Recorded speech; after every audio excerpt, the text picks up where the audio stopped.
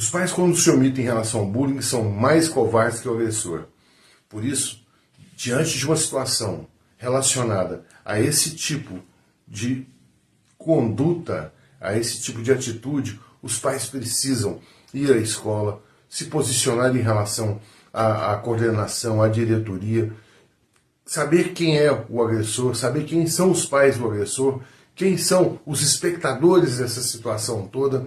Se você ficar, o meu filho vai perder o ano, ele vai ser perseguido na escola, saiba que talvez seu filho, ele já tenha perdido o ano, porque ele já não tem mais motivação, ele não tem mais como, sabe? Ele não tem mais autoestima para chegar na escola, para sair de casa pela manhã, ele não tem mais a motivação para estudar, ele não acompanha mais o desenvolvimento do aprendizado, o aprendizado dele está comprometido, ele já está desenvolvendo um processo de transtornos emocionais, transtornos psicológicos, uma depressão, uma ansiedade e outra série de situações, uma fobia social.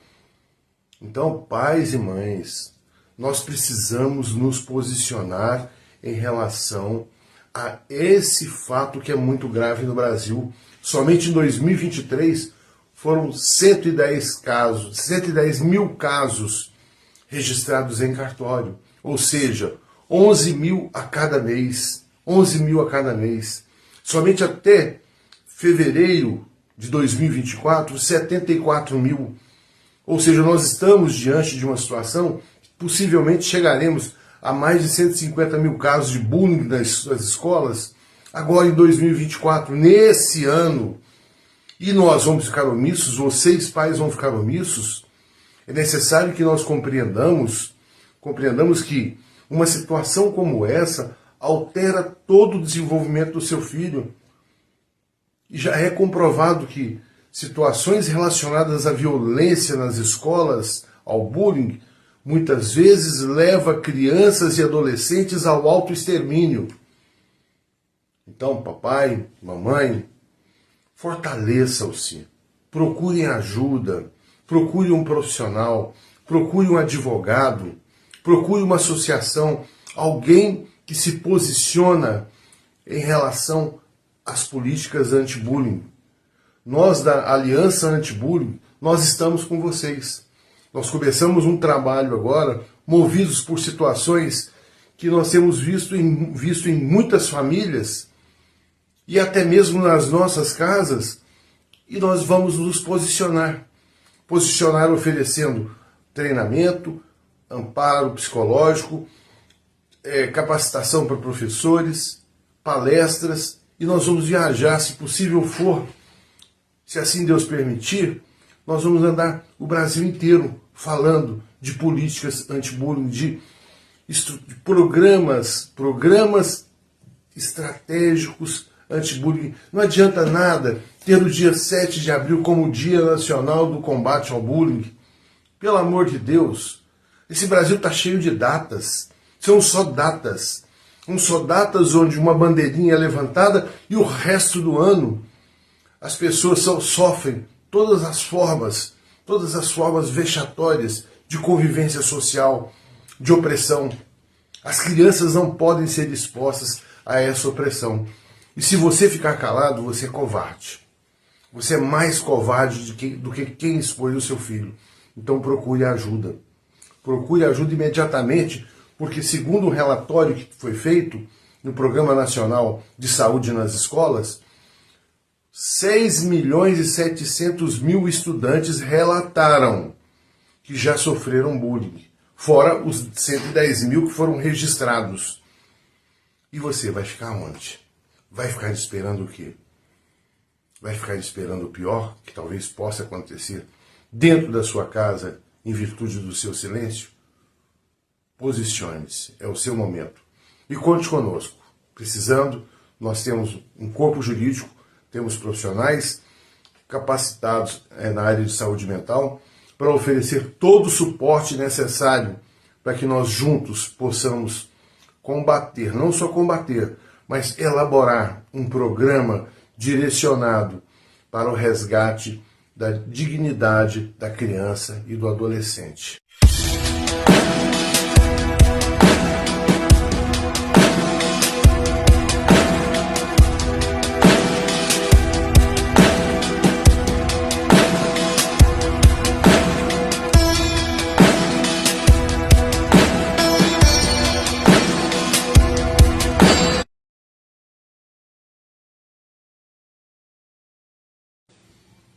Alguns pais de crianças que sofrem bullying chegam em nós e dizem: meu filho está apresentando um comportamento diferente, ele está paranoico. Ele diz que tem um tempo, ele chega nos lugares e ele começa a ficar nervoso, agitado, e diz que as pessoas estão olhando para ele. Olha, nesse momento, quando a criança, quando exposta ao bullying, ela passa por uma alteração também neurológica. Há um rebaixamento do nível de um neurotransmissor que faz com que haja a regulação das emoções. Portanto, é imprescindível que os pais, o quanto antes, intercedam na busca de um profissional para que possa orientá-los e que possa definir uma hipótese diagnóstica ou um diagnóstico para que possa ajudar o seu filho naquele momento, possa retirá-lo daquela crise e haja uma evolução do quadro ao qual ele se encontra. Então, crianças expostas a isso, elas vão ter alteração de fala, elas vão ter alteração do comportamento, elas vão apresentar determinados delírios, elas vão ter uma distonia cognitiva e podem, em muitos momentos, pelo nervosismo, pela agitação e pelo medo que ficam, apresentar uma certa agressividade. Agora, vale lembrar, o quanto antes você intervir, o quanto antes você procurar um profissional na área de saúde mental, um psiquiatra, um neurologista, um psicólogo que tenha conhecimento relacionado aos aspectos também que envolvam as questões neurológicas, é muito importante, porque caso nós não tratemos essa criança, no futuro sim, ela pode desenvolver outros quadros relacionados a transtornos mentais severos. Então, o bullying é algo devastador. Pai e mãe, não deixe passar batido. Não deixe passar batido. Denuncie. Vá à escola, procure um psicólogo, vá a um advogado, mas não deixe seu filho sozinho nessa história. E nem tampouco diz para ele: calma, você vai superar sozinho. Ninguém supera sozinho, então, tamanha dor quanto a dor da perseguição e do desprezo. A dor é uma dor altamente destrutiva para a criança. Então vamos agir. Nós estamos com vocês, nós somos a Aliança Anti-Bullying e vamos trabalhar todo o período agora focados justamente no suporte, treinamento, palestras para pais, professores, escolas que queiram realmente entrar nessa luta juntamente conosco.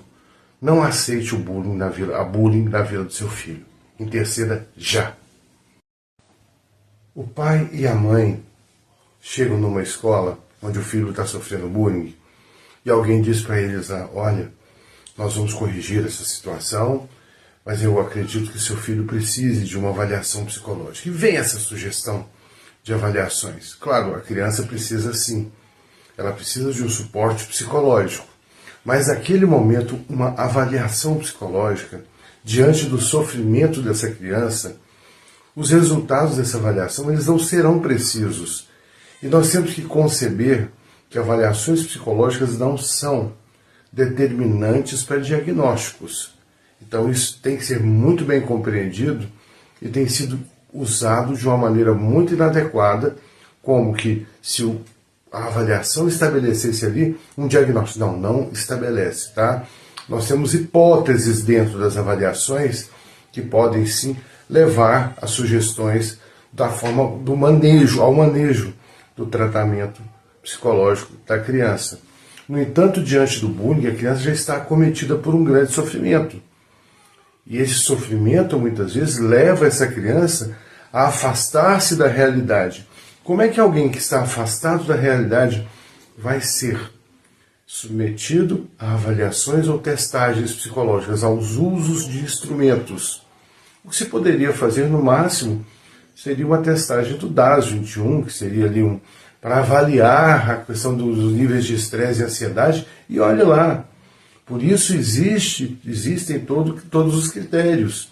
E diante da entrevista e da elaboração da anamnese, você já observa que aquela criança não está apta para aquele momento para passar por tais ferramentas que estabeleçam inúmeros testes e leve essa criança a sofrer mais ainda, em virtude de muitas vezes não oferecer as respostas e que não dá conta, não dá conta. Então nós temos que ter muito cuidado, muita cautela, muita observação diante de um quadro como esse, quando você vê um sofrimento psicológico do seu filho, um sofrimento mental, você tem que correr. Olha, procure um profissional de saúde mental. Vamos parar com essa história, o psiquiatra é melhor, o psicólogo é isso, é aquilo ou pior. Não, todos os profissionais nessa hora são importantes. Mas nós temos que recorrer muitas vezes, nós temos que recorrer sempre e muitas vezes também a agregarmos todas os profissionais em saúde mental para que possamos oferecer o suporte a essa criança. Portanto, observem bem, determinadas atitudes e sugestões feitas a você nunca são as mais precisas e as ideais dentro de um determinado momento para o seu filho. Proteja o seu filho em relação ao bullying. Leve-o a um profissional qualificado, procure ajuda especializada, mas não se sujeite muitas vezes a determinadas manipulações que as pessoas usam para que possam eximir-se da responsabilidade que tem dentro das suas instituições. Um abraço. O pai e a mãe chegam numa escola onde o filho está sofrendo bullying e alguém diz para eles, olha, nós vamos corrigir essa situação, mas eu acredito que seu filho precise de uma avaliação psicológica. E vem essa sugestão de avaliações. Claro, a criança precisa sim, ela precisa de um suporte psicológico, mas naquele momento uma avaliação psicológica, diante do sofrimento dessa criança, os resultados dessa avaliação eles não serão precisos. E nós temos que conceber que avaliações psicológicas não são determinantes para diagnósticos. Então isso tem que ser muito bem compreendido e tem sido usado de uma maneira muito inadequada, como que se a avaliação estabelecesse ali um diagnóstico. Não estabelece, tá? Nós temos hipóteses dentro das avaliações que podem sim levar a sugestões da forma do manejo, ao manejo do tratamento psicológico da criança. No entanto, diante do bullying, a criança já está acometida por um grande sofrimento. E esse sofrimento, muitas vezes, leva essa criança a afastar-se da realidade. Como é que alguém que está afastado da realidade vai ser submetido a avaliações ou testagens psicológicas, aos usos de instrumentos? O que se poderia fazer, no máximo, seria uma testagem do DAS-21, que seria ali para avaliar a questão dos níveis de estresse e ansiedade, e olhe lá. Por isso existem todos os critérios. E diante da entrevista e da elaboração da anamnese, você já observa que aquela criança não está apta para aquele momento para passar por tais ferramentas que estabeleçam inúmeros testes e leve essa criança a sofrer mais ainda, em virtude de muitas vezes não oferecer as respostas e que não dá conta, não dá conta. Então nós temos que ter muito cuidado, muita cautela, muita observação diante de um quadro como esse, quando você vê um sofrimento psicológico do seu filho, um sofrimento mental, você tem que correr. Olha, procure um profissional de saúde mental. Vamos parar com essa história, o psiquiatra é melhor, o psicólogo é isso, é aquilo ou pior. Não, todos os profissionais nessa hora são importantes. Mas nós temos que recorrer muitas vezes, nós temos que recorrer sempre e muitas vezes também a agregarmos todas os profissionais em saúde mental para que possamos oferecer o suporte a essa criança. Portanto, observem bem, determinadas atitudes e sugestões feitas a você nunca são as mais precisas e as ideais dentro de um determinado momento para o seu filho. Proteja o seu filho em relação ao bullying. Leve-o a um profissional qualificado, procure ajuda especializada, mas não se sujeite muitas vezes a determinadas manipulações que as pessoas usam para que possam eximir-se da responsabilidade que tem dentro das suas instituições. Um abraço.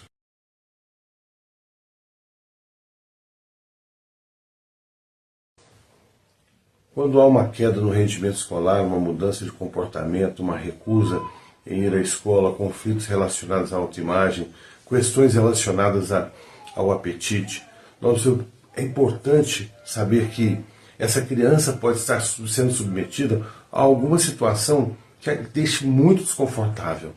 O bullying é uma situação extrema, a qual a criança fica muito mal perante a exposição, a humilhação que passa dentro da escola.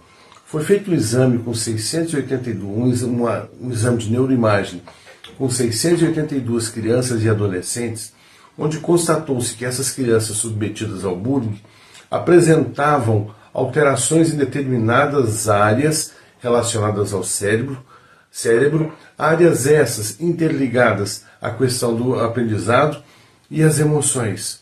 Então, papai e mamãe, é fundamental que vocês estabeleçam em relação aos seus filhos, diante dessas mudanças de comportamento, o princípio da escutativa.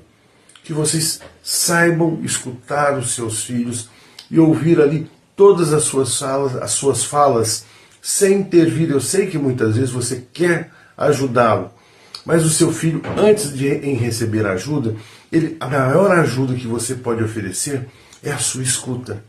Quando você o escuta e aceita tudo aquilo que ele falou, você pode não concordar, mas você aceita tudo que o seu filho falou, você vai ter subsídios para que possa trabalhar com essa criança.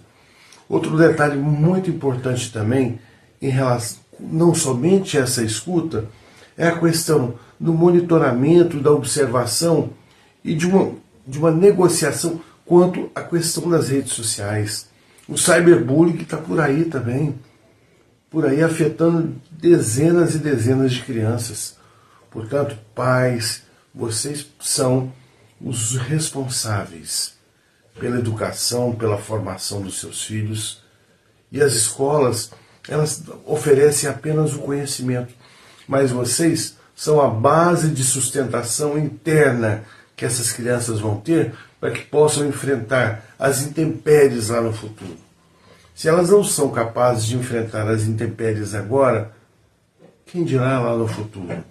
Hoje mesmo, milhares de adolescentes estão internados em várias clínicas em virtude do bullying. E nós temos que nos posicionar em relação a isso, que causa extrema ansiedade, depressão, tentativas de autoextermínio, automutilação. Então são consequências gravíssimas. Portanto, papai e mamãe, denunciem a cada caso de bullying. Não aceite que isso aconteça e fique de forma passiva. Quem se torna omisso ao bullying é mais covarde do que o próprio agressor. Um abraço. É necessário que nós nos lembremos que o agressor em relação ao bullying, ele é uma criança, ele é um adolescente.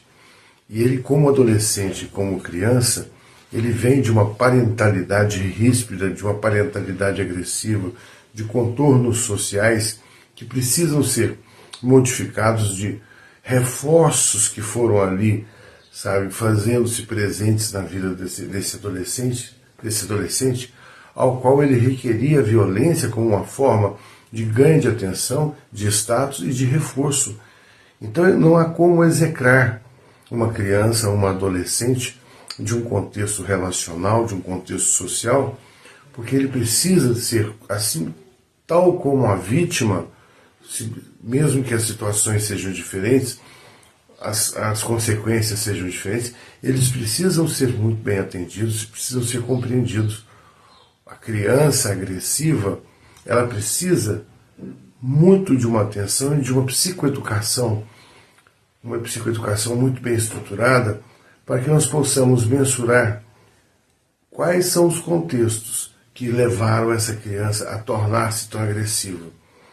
Nós também temos aí o contexto da mídia, oferecendo e derramando continuamente aspectos relacionados à violência, você vê os noticiários são assustadores, e as crianças têm total liberdade em assistir aos noticiários.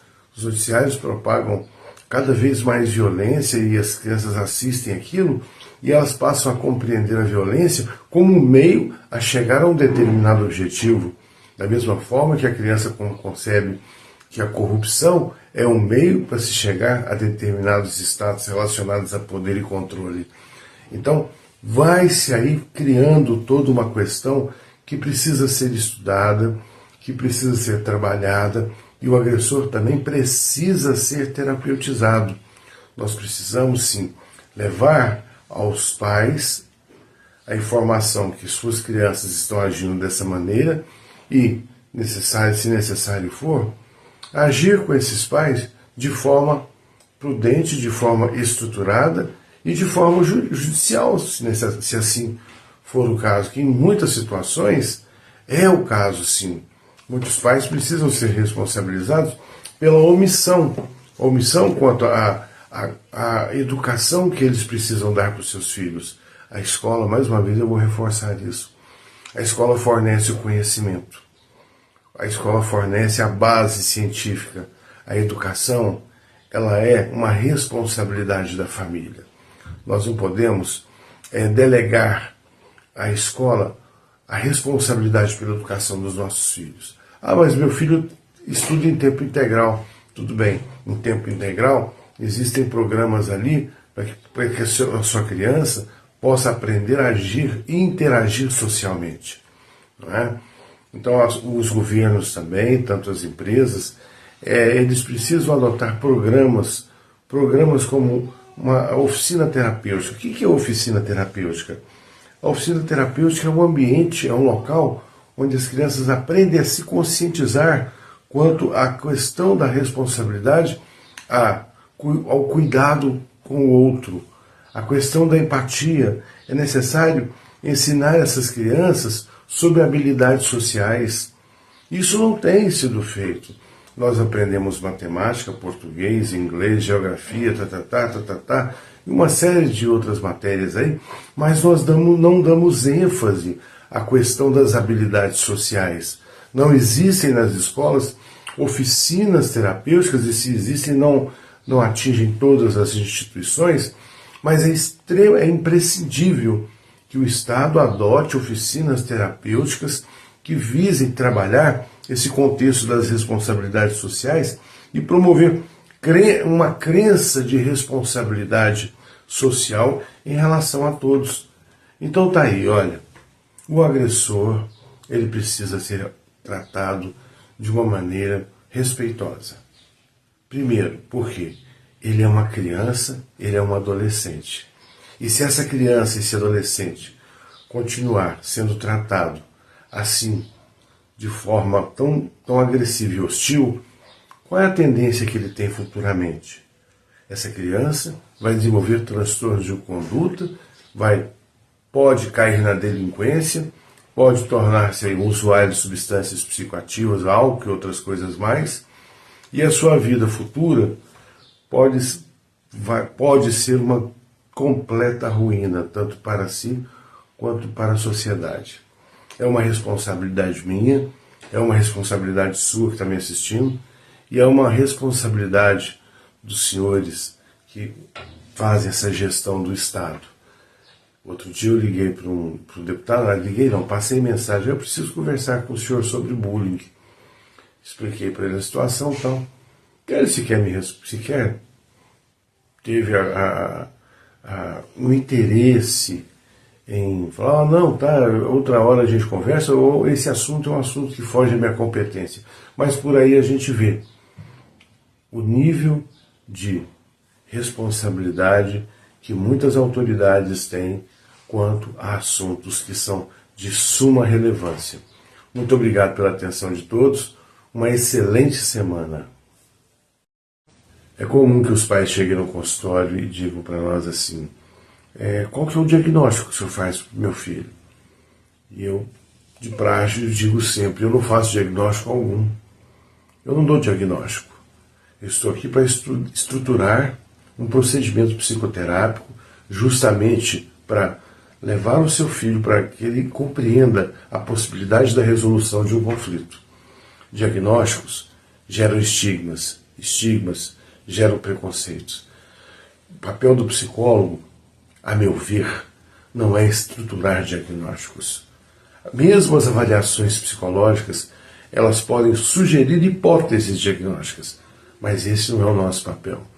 A nossa função é justamente amparar, acolher e trazer, resgatar essa pessoa que está diante de uma lacuna com a realidade, levá-la a compreender os processos da sua vida, os processos da sua existência.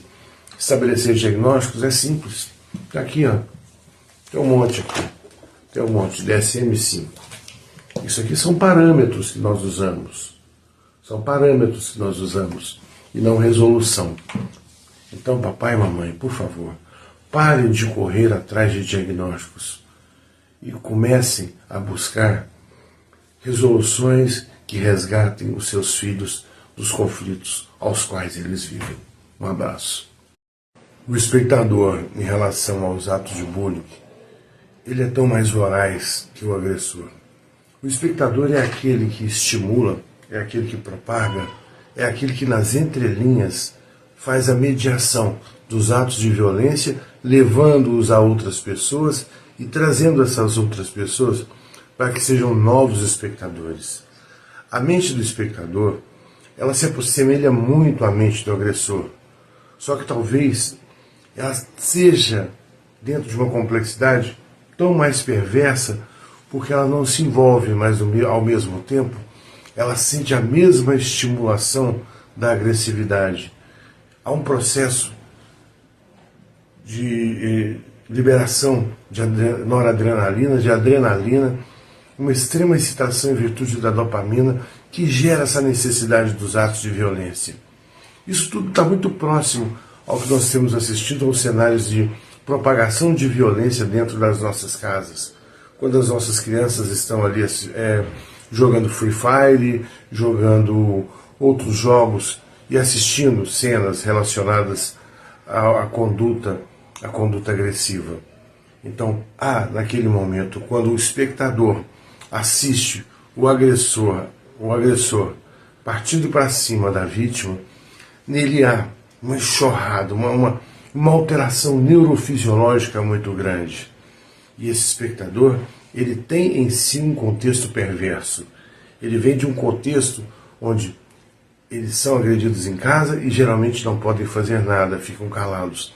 E essa relação da transferencial do ódio, ela acontece justamente quando alguém sofre. O sofrimento do outro gera prazer nesse espectador. O espectador não está ali apenas porque ele é um mero espectador. É porque ele sente prazer diante do sofrimento, da humilhação, de todas as formas mais hostis de convivência social. Portanto, nós temos que tratar também o espectador da mesma forma que tratamos o agressor. Ele também está no processo de adoecimento psíquico. Há toda uma alteração neurofisiológica no corpo, tanto do agressor quanto no corpo do espectador, já que a vítima em si, ela já se faz completamente alterada em diversos processos, principalmente relacionados a transtornos de ansiedade e transtornos depressivos. Em relação aos transtornos de ansiedade, o mais visível é o transtorno de ansiedade generalizada, a fobia social. É uma relação muito complexa que nós precisamos trabalhar. Muitas vezes as pessoas fazem vistas grossas. Elas se preocupam muito com grandes atos de violência que causam impacto e repercussão e audiência, para que possam ser vistas e serem tidas como os heróis quanto à repressão a atos violentos. Mas trabalhar as questões do bullying também é tornar-se um herói para a história dessa sociedade que está aí tão ausente de verdadeiros heróis e tão complexa e tão cheia de verdadeiros vilões. aos vilões que se aproveitam da oportunidade e aos vilões que fazem a oportunidade para outros que vivem da dor alheia. Um abraço para vocês. Quando você observar que seu filho chega da escola um pouco mais entristecido que o habitual, procure se aproximar dele e saber o que está acontecendo. Agora estabeleça também, em relação a essa proximidade, uma relação de escuta ativa e procure guardar aquelas opiniões que são suas, que são úteis para a sua vida. Nós temos que entender que nem todas as nossas opiniões e nem tudo aquilo que nós pensamos serve para os nossos filhos. Eles têm um olhar próprio em relação ao mundo. Então muitas crianças muitas vezes chegam e começam a entrar em casa entristecidos, não se interessam pelas suas tarefas, vão para os seus quartos e ali ficam, certo? Ficam muito tempo, às vezes, no banheiro, estabelece uma relação virtual muito mais intensa que o habitual. Essas crianças, de uma certa forma, elas estão fugindo de alguma coisa, elas não estão conseguindo lidar, possivelmente, com uma dor que lhes é própria. Alguns pais muitas vezes dizem, mas no meu tempo era comum, eu me chamavam de magrelo, me chamavam disso, me chamavam daquilo, me chamavam de gordinho. Muitas vezes já me chamaram de magrelo também. Mas nós temos que aprender a separar a brincadeira da relação do bullying. A brincadeira é aquela onde todas as pessoas saem de uma certa forma satisfeitas, sabe? Onde gera um bem-estar, a pessoa sai sorrindo e ainda abraça o colega, falou, valeu, até amanhã. Mas o bullying não. O bullying ele gera uma satisfação muito grande no agressor, um prazer muito grande no agressor e uma dor intensa na vítima. E nós temos que reforçar sempre. Mais de 100 mil casos de bullying por ano no Brasil são registrados, fora 6 milhões de casos que são relatados. As consequências, elas estão aí. Nós estamos vendo agora, saiu em vários portais, até mesmo em um portal aqui do estado de Goiás, o Mais Notícias, Mais Goiás, que saiu falando que os índices de ansiedade em crianças e adolescentes superaram agora, neste ano, os mesmos índices para adultos. Há quantos anos nós temos trabalhado essa temática e falando da questão da ansiedade em crianças e adolescentes, da complexidade desse transtorno e dos impactos que isso aí iriam causar e já estão causando.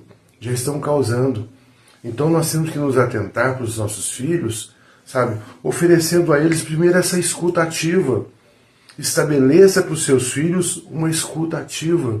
A escuta ativa é onde ele consiga falar com liberdade, sem você colocar o seu juízo de valor, sem colocar os seus conceitos. Deixe-o falar abertamente.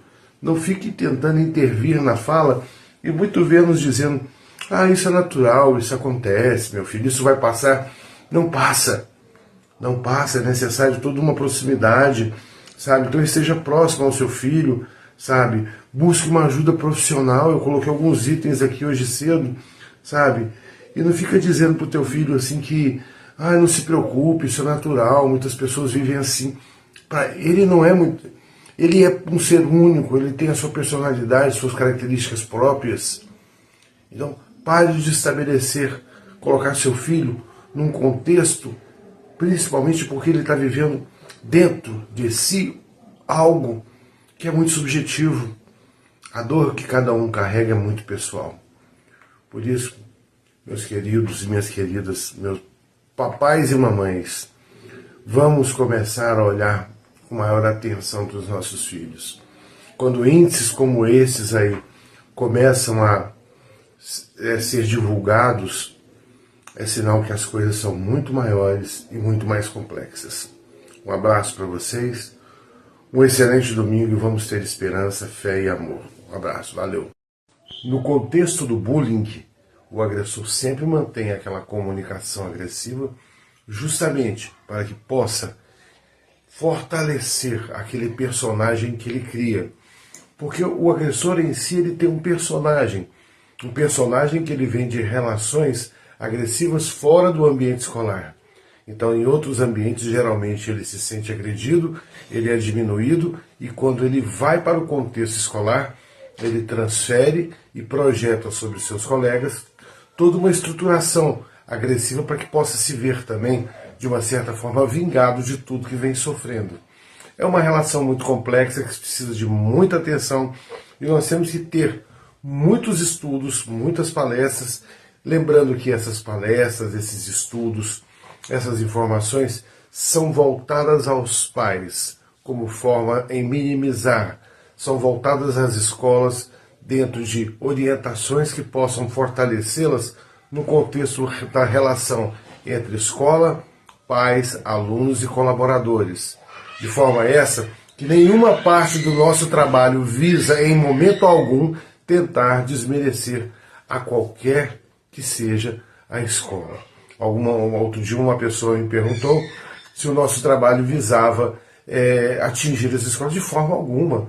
Nós vemos que muitas escolas, em alguns momentos, elas se sentem completamente perdidas em relação ao bullying.